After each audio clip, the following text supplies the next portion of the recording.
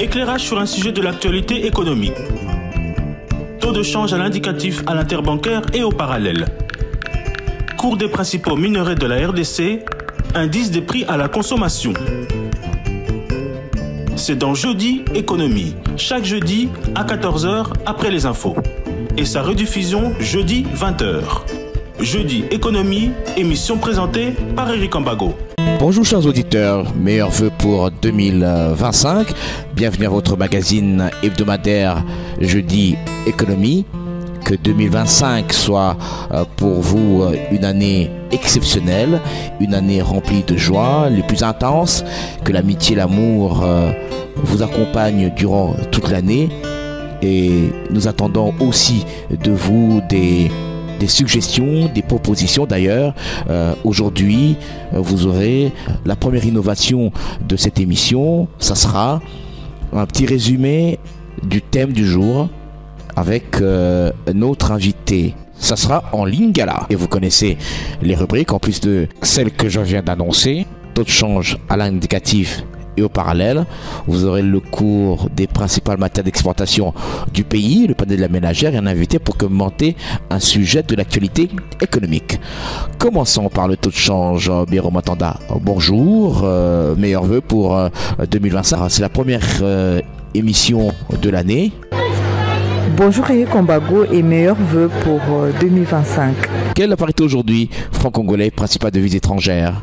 La parité franc-congolais, principale devise étrangère à l'indicatif se présente comme suit. $1 américain vaut 2946,9109 francs congolais. 1 euro équivaut à 2944,9944 francs congolais. 1 franc CFA égale à 4,4896 francs congolais. Et 1 rand sud-africain vaut 152,1434 francs congolais. Au marché parallèle, $1 américain équivaut à 2880 francs congolais, 1 euro équivaut à 2910 francs congolais et 1 franc CFA vaut 4,2 francs congolais. Et quel est le cours des principales matières d'exportation du pays? En ces débuts d'année, la tonne du cuivre coûte 8886,72 $ américains. Le coût de la tonne du cobalt n'a pas bougé, il est toujours à 24 300 $ américains comme l'année passée. L'once d'or est vendue à partir de 2659,45 $ américains. Le baril du pétrole revient à 73,45 $ américains. Et enfin, une tonne de cacao est vendue à partir de 11 210 $ américains contre 10 387 $ américains. Merci Bérum. Attendant, on vous retrouve avant la fin de l'émission pour le panier de la ménagère. Les entreprises publiques en RDC contribuaient au budget de l'État, mais aujourd'hui, elles sont qualifiées de canards boiteux. Comment les sortir de cette situation? Jeudi Économie reçoit pour vous, pour la première émission de l'année 2025, le professeur Godépoï, que nous recevons souvent. Je vous dis toujours que c'est notre invité quasi permanent. Professeur Godépoï, bonjour. Bonjour Eric. Meilleurs vœux pour cette année 2025. Je vous les réciproque. Professeur, pour cette première émission, nous parlons des entreprises du portefeuille. C'est quoi une entreprise du portefeuille? Notion très complexe et qui n'est pas à la portée de tout le monde. C'est pourquoi il faut que nous puissions très modestement essayer de clarifier ces concepts. En fait, lorsqu'on parle d'une entreprise du portefeuille de l'État, cela équivaudrait dire tout simplement qu'il s'agit d'une entreprise dans laquelle l'État ou l'une de ses subdivisions détiennent de la participation, soit en totalité, soit partiellement. Par contre, il y a une autre notion qui sème la confusion, c'est le portefeuille de l'État. Donc le portefeuille de l'État, ce n'est pas une entreprise du portefeuille de l'État. Sur le plan finement économique, le portefeuille, c'est un actif. Et ce sont des actions, des obligations, des référents de trésorerie. Il y a combien de types d'entreprises généralement? En fait, toutes les entreprises publiques qu'on avait ont été transformées depuis le 7 juillet 2008, soit en société commerciale, soit en service public, soit en établissement public. Voilà, c'est une question que on devra clarifier aussi. C'est quoi un service public? C'est quoi un établissement public? C'est quoi une société commerciale? Très simple. Pour faire simple, la différence entre les services publics, l'établissement public et les sociétés commerciales, c'est par rapport à l'autonomie de ces structures vis-à-vis de l'État. Donc les services publics n'ont pas une large autonomie, l'établissement public a une autonomie plus large par rapport à l'État, et les sociétés commerciales c'est encore plus, parce qu'elles doivent se comporter comme étant des sociétés du secteur privé. Et là, je voudrais que vous puissiez connaître que sur le plan historique, le portefeuille de l'État congolais existe depuis mars 1887. C'est à cette époque-là que Léopold II avait imaginé de créer la CCCI, ce qu'on appelle la Compagnie du Congo pour le commerce et l'industrie. Nous sommes au Katanga. Il va créer la Compagnie du Katanga. Il va créer également le Comité spécial du Katanga. Donc ce sont ces trois sociétés qui ont fait partie de ce qu'on appelait à l'époque les sociétés à charte. Donc les sociétés à charte, ce sont des sociétés qui travaillent en joint venture avec l'État et qui ont bénéficié de certains privilèges. Et ce sont ces trois sociétés qui ont pratiquement bâti la République démocratique du Congo. Et donc, lorsque Léopold II termine avec ces sociétés à charte, les activités deviennent prospères. C'est à ce moment-là que vont se développer les chemins de fer au niveau du Katanga, au niveau du Congo central, parce qu'il fallait trouver une sorte d'exutoire pour amener ces matières premières vers l'Europe. Alors, qu'est-ce qui va se passer dès notre accession à l'indépendance? Il va se passer quelque chose en 1965, c'est la convention Tchombe-Spak. Sur fond de cette convention, la jeune République indépendante devait récupérer tous les titres, donc tous les portefeuilles qui appartenaient à la colonie.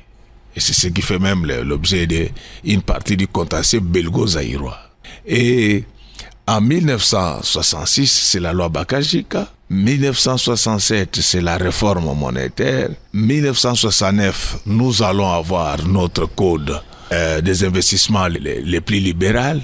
1970, c'est la création de la SOFIDE, et c'est la SOFIDE ici qui a fait que entre 1969 et 1972, il y a eu une flopée d'entreprises qui ont été créées. Tout simplement parce que on avait d'une part un code des investissements libéral et d'autre part une banque qui accompagnait ces investissements. Et on va connaître des problèmes qui étaient liés toujours à la conjoncture internationale. C'est ce qui va pousser le maréchal Mobutu à faire la zarianisation. Nous sommes à 1973, après c'est la radicalisation et la rétrocession. Et finalement, le maréchal Mobutu va se rendre compte que l'économie congolaise était dans la dèche. C'est à ce moment-là qu'il va faire voter via les conseils législatifs la loi de 1978 portant dispositions applicables aux entreprises publiques. C'est à ce moment-là que nous quittons pratiquement les PPP embryonnaires dans le cadre de la colonisation et nous passons dans une sorte d'étatisation. Nous avions des entreprises publiques, mais en fait, qui n'appartenaient qu'à l'État. Et finalement, qu'est-ce qui va se passer? Le 26 mai 2001, c'est le retour de la Banque mondiale et le Fonds monétaire au Congo. Ils vont imposer à notre pays trois choses. Il fallait laisser la monnaie flotter, il fallait pratiquer la vérité des prix dans le secteur pétrolier et il fallait accepter toute la batterie de réformes qui ont été apportées par la Banque mondiale. Donc c'est pour vous dire que si quelqu'un veut connaître les droits du portefeuille actuel, il n'a que deux possibilités. Soit il a appris ça à l'étranger, soit il a été formé par les gens de la Banque mondiale parce que ce sont eux qui ont amené ces textes qui sont d'application quasi universelle. Et c'est à ce moment-là que nous, déjà, on accepte ces réformes, on met en place les copyrights, c'est finalement le 7 juillet que nous allons avoir en fait le socle de notre réforme du 7 juillet, ce sont les 4 lois et les 5 mesures d'exécution qui sont arrivées par la suite. C'est la Banque mondiale qui a dicté la rédaction de ces lois. Naturellement, lorsque vous êtes en partenariat avec la Banque mondiale, dicter c'est un peu exagéré, mais on vous propose des réformes que vous devez prendre. Et ce sont ces réformes qui nous ont poussé à voir les désengagements de l'État. Alors, la difficulté que nous avons aujourd'hui, c'est que, comme ça fait débat, c'est l'actualité, nous avons 3 tendances. Nous avons un groupe qui estime que non, c'est fini là, avec la tutelle. Lorsque vous êtes au ministère du portefeuille, et je souligne en passant que les portefeuilles avaient commencé d'abord comme ligne de direction du ministère des Finances. C'est après, seulement à partir de 70, que c'était transformé en institut de gestion du portefeuille. Et c'est seulement à partir de 1975 que nous avons eu un département, donc ce qu'on appelle aujourd'hui ministère du portefeuille dans notre pays. Alors, il y a une tendance qui estime qu'avec la réforme du 7 juillet, plus de tutelle. Il y en a même qui rejettent les pouvoirs du ministre du portefeuille. Ça, c'est généralement les fonctionnaires du ministère du portefeuille et autres experts. D'autre part, la plupart des ministres du portefeuille qui se sont succédés, donc moi je parle de la fonction et non de personnes parce que je n'ai pas le temps de parler de personnes, moi. Et ils estiment que maintenant, c'est le portefeuille celle qui doit gérer ce secteur et il n'y a plus de tutelle technique. De l'autre côté aussi, vous avez des anciennes tutelles techniques qui disent que non, nous devons toujours être là. Donc c'est pour cela que nous avons accepté de faire cette émission pour apporter le peu d'informations que nous avons à la matière. Comme toujours, nous disons que nous n'avons jamais dit que nous sommes plus intelligents que les autres. Mais la seule chose que je peux vous dire avec certitude, c'est que nous ne sommes pas les Dégokao en la matière. Donc ce n'est pas maintenant qu'on nous découvre le portefeuille. Ça fait pratiquement des décennies qu'on ne fait que ça. D'abord comme fonctionnaire d'entreprise de l'époque, donc entreprise publique, l'ex-OFIDA, et comme chercheur et enseignant, aussi bien dans ce pays qu'à l'étranger. Professeur, parlons de cette réforme de 2008, pilotée par le copyright. Cette réforme, elle n'est pas arrivée au bout. En fait, la réforme du 7 juillet a deux fondements. Un fondement théorique et un fondement juridique. Et lorsque vous ne maîtrisez pas ces deux fondements, vous risquez de passer à côté de la plaque. Alors, quel est le fondement théorique de cette réforme? C'est le nouveau management public. Le nouveau management public, c'est une théorie qui fait son apparition en 1980. Nous sommes en Grande-Bretagne.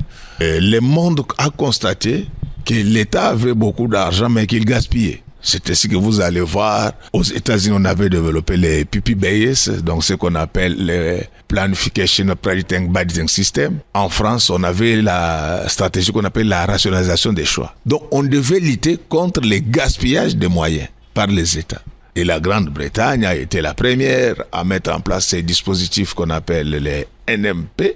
Cette méthode veut tout simplement dire qu'il faut transposer les règles des gestions de type privé dans la sphère publique. Donc lorsqu'on est dans le secteur privé, c'est l'homo economicus. Je maximise les profits et je minimise les coûts.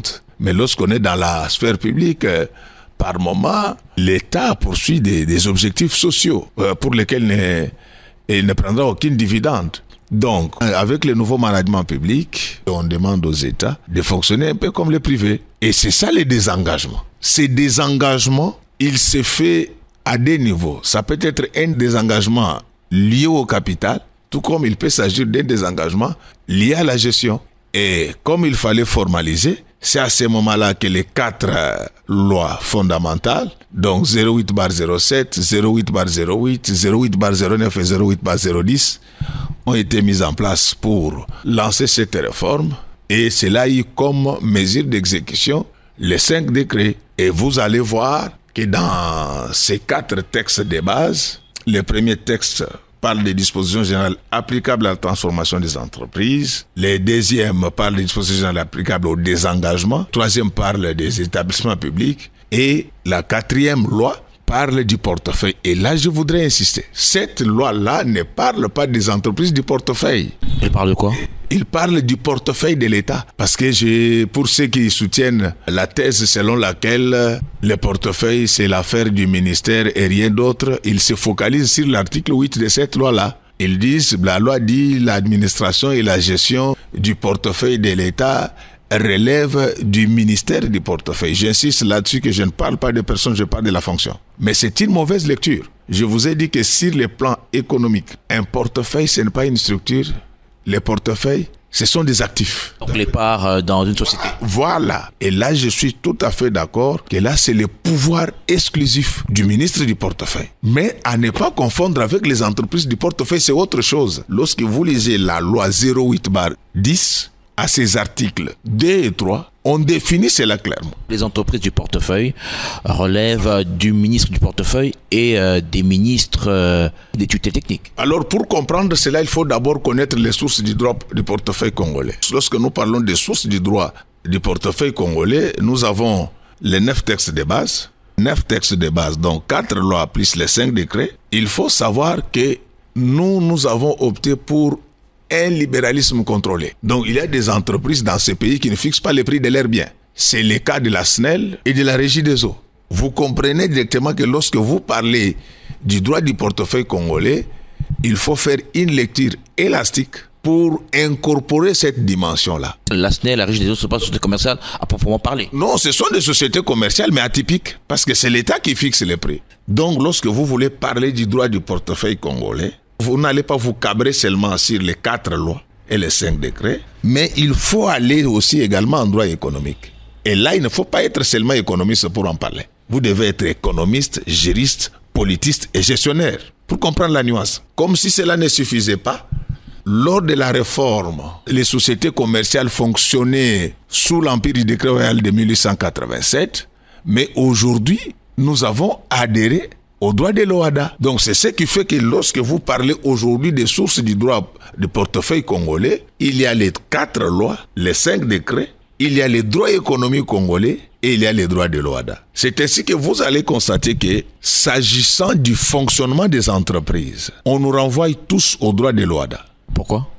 Mais c'est ça, donc il faut lire l'article 215 de notre Constitution. Il y a prégnance du droit international ou régional sur le droit national. Et donc aujourd'hui, au lieu de se référer au décret de 1887, on nous envoie directement à l'acte une forme de l'OHADA sur les sociétés commerciales. OHADA qui veut dire Organisation pour l'harmonisation en Afrique du droit des affaires. Et là encore, vous allez voir comment ce droit est très organisé. On nous dit que s'agissant du fonctionnement de vos entreprises, on vous renvoie au statut. Et c'est ce qui fait que le droit du portefeuille de l'État est un droit à géométrie variable. C'est-à-dire, c'est un droit qui s'applique au cas par cas. Vous n'allez pas parler de la SNEL comme si vous étiez en train de parler, par exemple, de la Cohydro.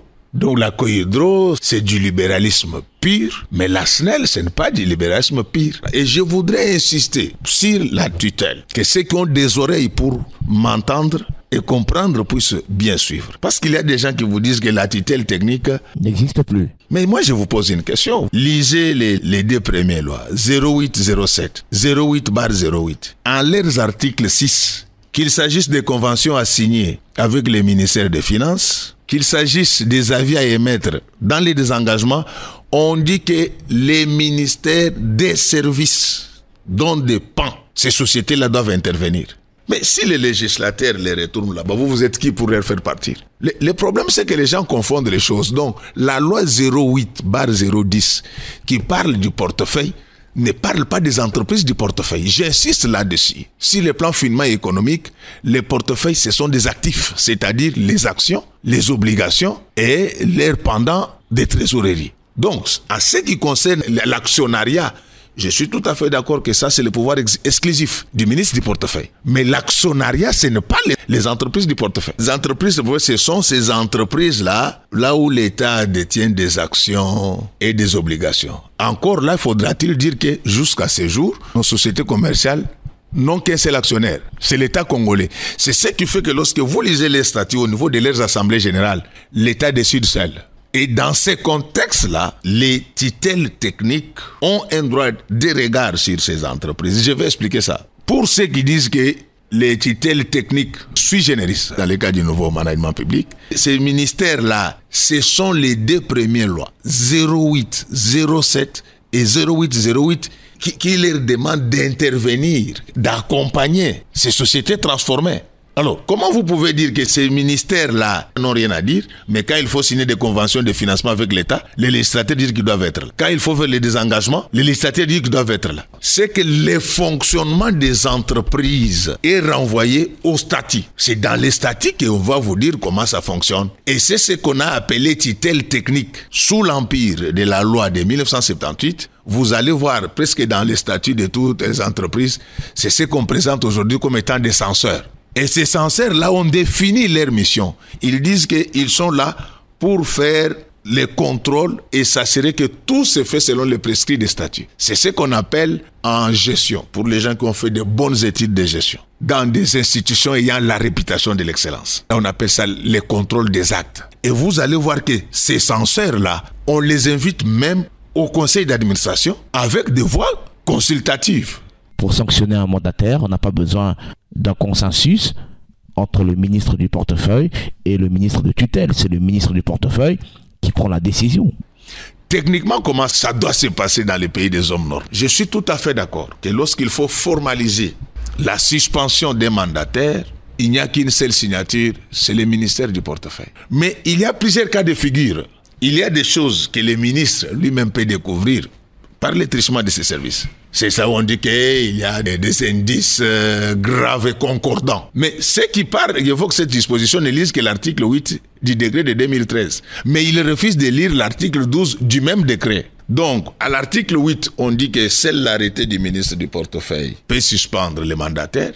Mais à l'article 12, on dit que les mandataires répondent de leurs actes selon les règles qui ont été définies. Là, on vous renvoie au statut. C'est-à-dire quoi? Il y a des cas de figure. Il y a des suspensions qui peuvent venir du ministre lui-même parce qu'il a constaté des failles par-ci, par-là. Mais ces censeurs-là, et c'est ainsi que vous allez constater que lorsque vous êtes dans des sociétés atypiques comme la Régie des eaux, la SNEL, où c'est l'État qui fixe les prix, ces censeurs-là viennent aussi du ministère des Ressources hydrauliques. Donc, ils représentent. On a fait que changer de nom. Là, c'est un désordre si on doit avoir double tutelle. Non. C'est ça le contrôle. En fait, dans tous les pays du monde, les monopoles de contrôle n'ont jamais mis fin au détournement des deniers publics. Je vous dis, dans toutes les entreprises atypiques, comme je l'évoquais dans les cadres du droit économique, vous allez voir que lorsque vous êtes à la Régie des eaux, il y a les ressources hydrauliques. Ce sont eux qui ont la politique générale de ces histoires-là.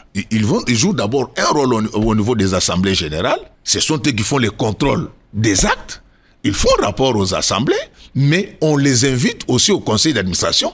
Ils donnent des avis consultatifs. C'est ce qui, là où je suis d'accord, c'est qu'aujourd'hui, lorsque j'ai dit que les ministres du portefeuille en intelligence, mais nous parlons français. Ça ne veut pas dire qu'en concertation, on ne dit pas que la tutelle technique a un veto. Ce que ça veut dire, c'est qu'il y a des cas de figure. Il y a des cas où les ministres peuvent sanctionner seul, mais il y a des cas où il peut être alimenté par les différentes tutelles. Et ce qu'on a appelé tutelle, sous l'empire de la loi de 1978, c'est ce qu'on appelle aujourd'hui censeur. Et même si les gens n'avaient pas appris les nouveaux managements publics, il suffit de lire les articles 2 et 3 de la loi 08/10. On explique cette différence-là. Pour éviter par exemple cette confusion, on dirait on laisse toutes ces sociétés commerciales avec leur tutelle technique. Et comme ça, on supprime le ministère du portefeuille. Non, le portefeuille doit être là parce que c'est lui qui gère l'actionnariat. En fait, aujourd'hui, comme ce sont devenus des sociétés commerciales, je vous ai fait voir que la différence fondamentale, la différence nodale, la différence canonique entre service public, établissement public et société commerciale, c'est les degrés liés à l'autonomie. Donc, la tendance, c'est que les sociétés commerciales sont de plus en plus autonomes que les établissements publics, que les services publics. Mais les bémols, les détails qui est détail, c'est que jusqu'à ce jour, nous n'avons qu'un actionnaire unique dans toutes ces entreprises. C'est l'État. Et tous les statuts disent que tant qu'il y aura l'actionnaire unique, cet actionnaire unique sera l'État et il décidera comme il faudra. Donc jusqu'à ce jour, nous avons besoin de ces censeurs qui font office de tutelle. Mais seulement je voulais demander aux ex-tutelles de ne pas être gloutons au point de dire qu'ils doivent contresigner par exemple l'acte suspendant les mandataires avec le ministre du portefeuille. Non. Ça c'est son pouvoir exclusif qui lui est donné par le décret de 2013. Mais lorsque nous disons qu'en intelligence, en français simple, ça veut dire qu'il y a des cas de figure. Il y a des cas où les ministres lui-même, ou soit ses services, détectent ces cas graves. Là, il agit sur le fondement de l'article 8. Mais il y a des cas où il peut être alimenté notamment. Donc, quelqu'un va dire encore, il a dit qu'il va être alimenté. Donc, ce sont des nuances. Il peut être alimenté notamment par les tutelles. Et là, dans les mêmes décrets là, de 2013, ceux qui tiennent ces discours ne devaient pas seulement se calfeutrer sur l'article 8, mais ils devaient lire également l'article 12 qui dit que les mandataires répondent de ces actes selon les règles fixées dans les statuts. Le fonctionnement des entreprises du portefeuille, c'est dans les statuts. Prenons un exemple. Le DG de l'ONATRA ne peut pas être suspendu par le ministre des Transports. C'est ça l'innovation. Mais l'initiative peut venir du ministre des Transports. Il peut, par le trichement des censeurs qui représentent les ministères des Transports là-bas, il peut avoir d'éléments techniques. C'est ça en intelligence. C'est ce que ça veut dire en français simple. Donc, il présente les éléments au ministre du portefeuille. S'il est convaincu que c'est cela, et encore là, ils ne vont pas agir propre moutou. Ils appartiennent à un gouvernement. Ces gens-là ont été nommés par ordonnance présidentielle. En politique, il y a ce qu'on appelle l'élégance politique. Donc, ils en parlent au Premier ministre ou à la Première ministre. Et la Première ministre en parle au Président de la République dans tous les cas parce que c'est lui quand même qui a signé. Il ne doit pas apprendre ça à la télé comme nous tous. À quel niveau se situe l'influence des tutelles sur les entreprises, comme j'ai donné l'exemple de l'ONATRA avec le ministère des Transports La politique des transports, c'est les ministères. Donc lorsqu'on envoie ces censeurs qui sont dans les statuts des sociétés commerciales, ces censeurs-là, lorsqu'ils sont en train de faire le contrôle des actes, c'est en tenant compte de la politique nationale, et qui est conçue par les ministères des Transports. Donc, lorsqu'il y a des soucis de ce côté-là, ils font rapport au ministre des Transports, qui parle à son collègue que sur les plans techniques, il y a ça. Si les faits sont graves, il sollicite sa signature. Mais ce qu'il est interdit, c'est les contreseins. Donc, les contreseins, c'est sous l'Empire de 1970. On dit que le ministre du portefeuille, c'est lui qui signe, par exemple, la suspension d'un mandataire. Mais lorsque une entreprise a un souci, un problème, c'est le ministre de tutelle qui est convoqué. C'est ça la question qu'il faut poser à ceux qui disent que les portefeuilles, c'est leur chemise, c'est leur pagne. C'est ça la question. Vous avez connu dans ce pays une ministre qu'on appelle Laure Kawanda. Mais elle a perdu son poste pour des actes qu'elle n'avait pas commis. C'est ça, au moins vous avez l'intelligence de comprendre. La difficulté chez nous, c'est qu'il y a des gens qui pensent que ce qu'ils ne connaissent pas n'existe pas. Et soyons quand même modestes. Donc vous ne pouvez pas commencer à lire les lois du portefeuille les 1er janvier 2025 et à partir du 7 janvier, vous voulez en devenir professeur. Mais non, soyez modeste. Moi, je n'ai pas dit que je suis plus intelligent que les autres, mais vous avez posé une bonne question. Donc, c'est-à-dire, quand il y a des problèmes, on suit la tutelle. Pourquoi on suit la tutelle? C'est parce qu'il y a des censeurs. Les censeurs étaient censés relever les défaillances techniques. Donc, ce sont des choses qui s'apprennent à un certain niveau. Moi, je suis surpris parce que maintenant, chez nous, au Congo, même les ingénieurs expliquent les textes juridiques. C'est dangereux. Vous trouvez les économistes qui veulent parler de l'ingénierat, mais non. Les Quinois disent qu'il faut garder votre bande. La double tutelle permet aussi de mieux gérer les entreprises. Mais c'est ça la transparence que les gens n'aiment pas. J'ai discuté avec un fonctionnaire très intelligent, mais il m'a dit que dans notre entreprise, le ministre du portefeuille ne peut pas venir là-bas. Je lui ai posé la question, cette entreprise-là, c'est pour votre père ou bien pour votre mère? Et quand vous arrivez au niveau du portefeuille, pour eux, la tutelle, ça n'existe plus même. En fait, nous ne sommes plus dans des tutelles archaïques là où c'était approbation-opposition. Aujourd'hui, les nouveaux managements modernes ont amené de nouvelles types de tutelles. C'est les droits de l'information. Donc, je peux être là, je suis tutelle, mais ma tutelle, c'est juste avoir l'information de ce que vous faites. C'est du management moderne. Malgré cela, ces sociétés commerciales ne décollent pas. Ils sont toujours un peu qualifiés de canards boiteux. Je demande au gouvernement d'ouvrir les bons. Ne cédons pas aux caprices des gens qui disent que les sociétés commerciales n'ont pas de maîtres. Non. Ces textes-là sont conçus par des gens très intelligents. Je vais sensibiliser, moi, toutes les tutelles, d'ouvrir les bons. Mais professeur, je dis que ces entreprises ne décollent toujours pas. Parce que les gens volent. C'est parce que les gens volent. En fait, l'intelligence qu'il avait derrière ces réformes. C'est vrai que la Banque mondiale a ses problèmes, mais pour ces réformes qui piétinent, ce n'est pas la Banque mondiale, c'est nous-mêmes. Ça s'appelle le nouveau management public. Lorsqu'on vous dit que vous devez fonctionner comme des privés, mais avant d'entrer chez Vodacom, les gens passent des concours. Depuis qu'ils sont là, vous avez déjà appris qu'il y a un seul concours qu'ils ont organisé. Mais avec la réforme, les concours seront organisés. Donc, ceux qui n'ont pas concouru vont organiser des concours sérieux, vous croyez à cela? Si on veut vraiment reprendre à zéro les concours, c'est simple. Nous entrons là, entreprise par entreprise. On se retrouve au Palais du Peuple. Premier concours, dicté. Deuxième concours, vous dites que vous êtes juriste, économiste, sociologue. Vous avez les tests de votre filière. Troisième concours, on passe maintenant aux aspects techniques par rapport à ce que vous faites. Pas des concours ici qu'on organise pendant que les nièces et les copines ont été déjà recrutées, les neveux et les copains. Vous faites des choses sérieuses, comme je vis ailleurs, là on fait venir des cabinets britanniques. On commence avec ceux qui sont à l'intérieur. Ceux qui vont échouer, on ne va pas les chasser de la fonction publique, mais ils iront gérer les stades municipaux. C'est avec ceux qui vont réussir qu'on pourra organiser des concours. Le ministère du portefeuille peut organiser des concours pour les mandataires. Je ne voudrais pas qu'on puisse chercher à faire de la fixation sur le ministère du portefeuille. C'est une affaire nationale. Donc, si on veut faire ça, nous faisons venir des cabinets belges. Parce que si vous prenez les gens ici, vous savez comment ça va se passer. Belges, Français, on commence par tous ceux qui sont là comme directeurs et consorts. On se retrouve au Palais du Peuple, le premier test dicté. Dicté sur quoi? Ah, mais c'est la dictée, c'est la dictée. On va voir comment vous rédigez. Il y a un exemple, il y a eu concours à la SNEL où la Banque mondiale est intervenue. Bon, je n'ai pas suivi la procédure. J'apprécie personnellement les DG de la SNEL, mais je n'avais pas suivi la procédure.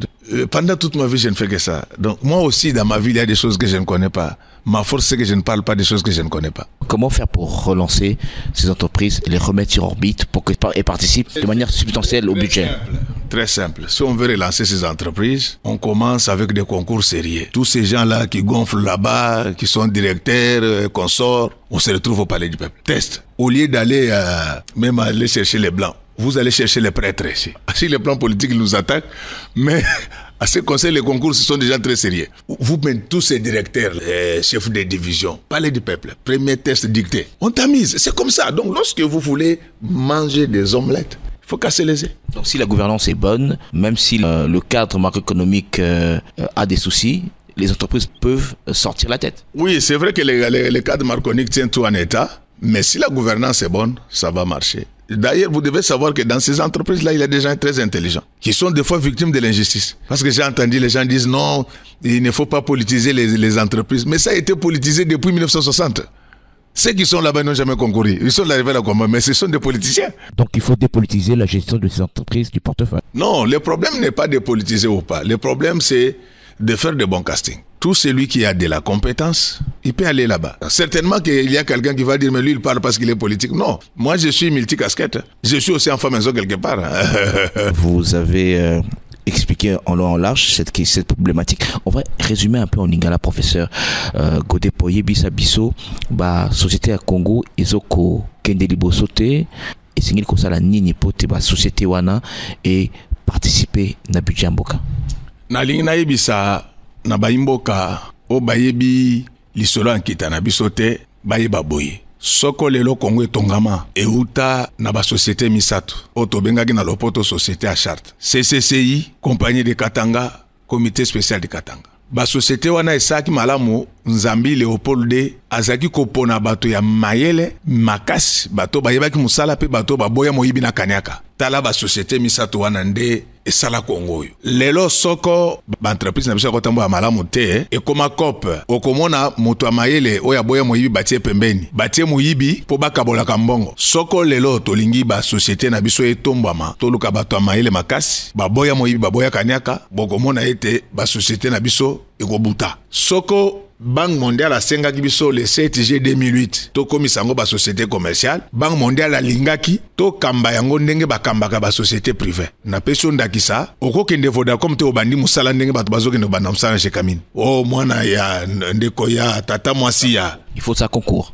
Il faut ça la concours. C'est sa philosophie ozaki na sima ya ba réforme. Ya mibale na nouveau management public likanisi linzenga o ezaki na sima nango ezali te soko ozwi moto na musala na société wana futaka epe malamu. Nga na lobi teke nga na maile koleka baninga me na moni ke mingi bana boyinga bayebi penza mozindo ya likambo ya réforme wana te. Soko lelo tokoki kondima te ke bato baza na kati basalisa concours. Bango bakota wana basala concours te bakosalisa pe moto concours ya malamu te. Soki tolingi penza ke concours ezonga na niveau nyonso to banda na bango baza na kati. Tomei bango na Palais du Peuple. Concours ya liboso dicté. Bakoma français. Concours à mibale. Oya kolobaza économiste, juriste, politologue. Deuxième examen ya filière na epe zakoya. Siko soki ba sisi toye kokota na ba aspect technique. Ozaka moto SNEL. Okoyebi perception ndeni no obongisa SNEL. Obongisa régie des eaux. Obongisa ko hydro. Ba oyo bakobimbola. Nde bakotika la kuna po baye bakoyamba bato asika na ba concours asika.